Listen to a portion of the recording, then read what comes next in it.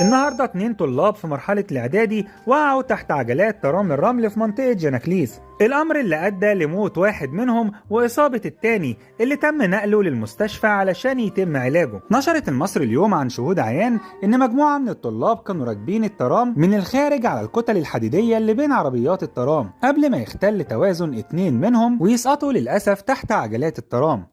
الأمر اللي كلفنا كتير جدا، التكلفة دي هي فقدان واحد من ولادنا في بداية حياته. للأسف بيكون في سلوكيات كلنا بنشوفها وبننتقدها لكن ما بنفوقش منها غير على حادث أليم. كتير مننا شاف الموقف ده اتكرر أكتر من مرة وفي أكتر من محطة من محطات الترام، وخصوصا المحطات القريبة من مدارس الولاد في المرحلة الإعدادية والمرحلة الثانوية، وكتير مننا بيحذرهم وربنا بيستر وبتعدي على خير. لكن للأسف المرة دي الحادثة صعبة جدا، كامل عزائنا وقلوبنا مع أهل الولاد دول، وياريت